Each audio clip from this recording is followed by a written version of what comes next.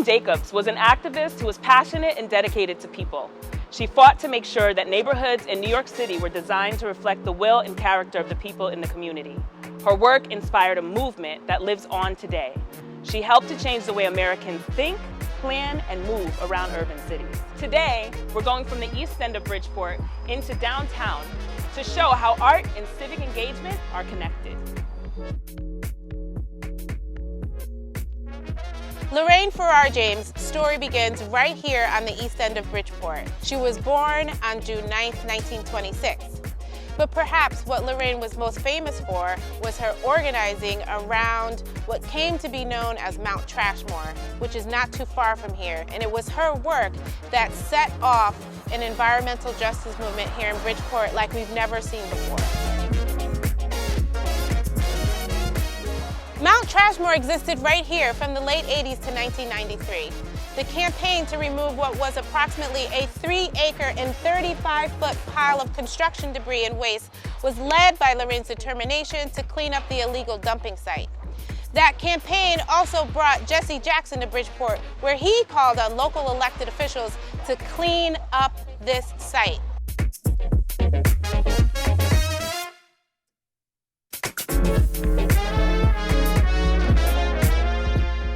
Hi, good afternoon. This place kind of brings together a historical interest and family interest. My grandmother, Lorraine's mom, came to Bridgeport from Virginia with her parents back at the very end of the 19th century, and they lived over there, which is kind of a side street to where we are standing now.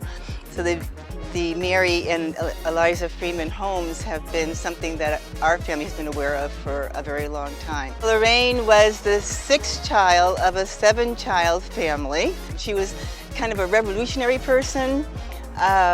She was inspired by a lot that the family did and was a repository for a lot of the family history, but she also was very, very grounded in the present community and looked toward environmental justice and justice on all fronts for our community and for our kids, especially. Very, very interested and involved in education here in Bridgeport as well.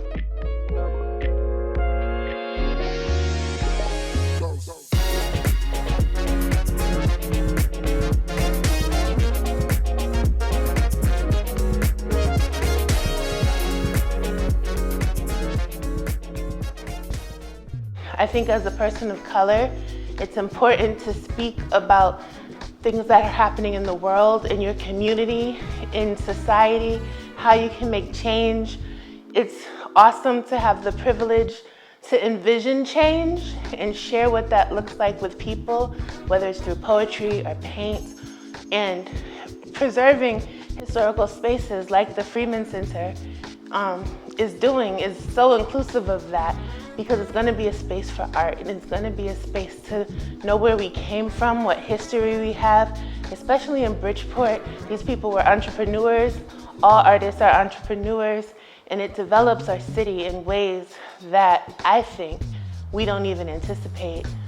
It's going to bring people here and give attention to artists here who deserve it, but it's also going to give kids and students and community members and leaders inspiration, because they see all the great stuff that happened then can still happen now.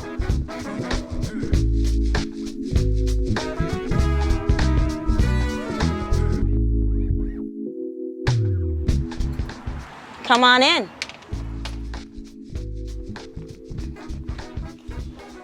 Hello, welcome. You're at the Collab Exchange.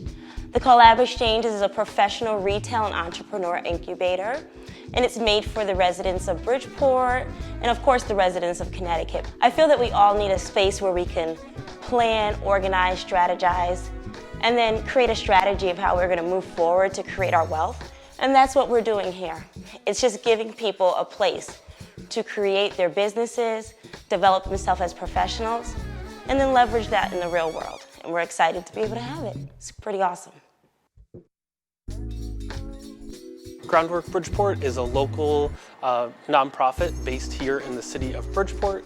We are fortunate enough to be located in the historic Arcade Mall on the 2nd floor, one of the first indoor shopping malls in all of the U.S.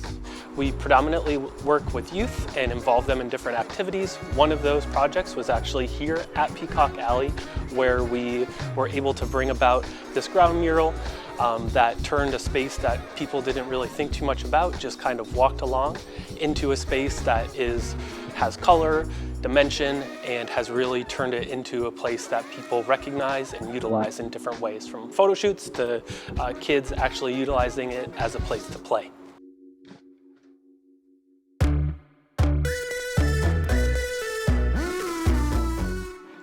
Hello Bridgeport people, my name is Idine Evans and I am your City Council President. We're here today right in front of our City Council chambers where the people's work is done every day by our elected officials, our 20-member body of the City Council. We work together in committees to make sure that we pass legislation that is fruitful for the city to try and bring in economic development, address social issues, and also try and keep our city running alongside the mayor. And this is also where Lorraine Farrar James used to sit right in this chamber doing her work on behalf of the city and fighting for the injustices in our community. So please be a part of our city, please be a part of our community, and thank you.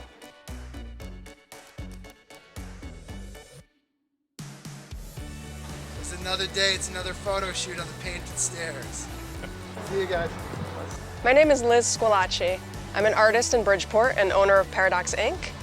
In 2017, I painted this stairway with Bridgeport Generation Now, and in 2019, we added an addition at the top of 12 more stairs. The painted stairway of the Broad Street steps represents a DNA strand, a double helix representing the people of Bridgeport, our common humanity, and diversity, collaboration, coming together, and unity. A lot of people enjoy the painted stairway and take videos in front of it and pictures, and I've seen weddings in front of it and even a socially distanced birthday party. And once the steps were painted, it just became a really enlivened part of Bridgeport that the community enjoys.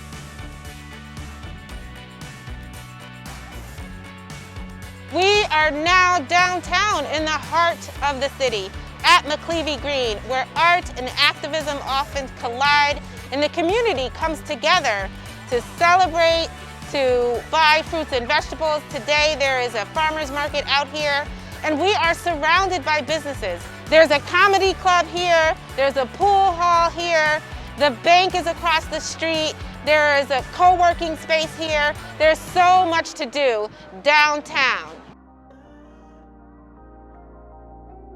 Thank you for joining us today on this walk and community conversation. A special thank you to our guest speakers who actually took the time to tell us all about the amazing locations we visited.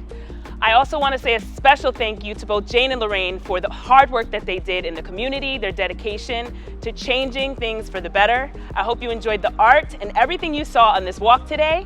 Let's keep growing together.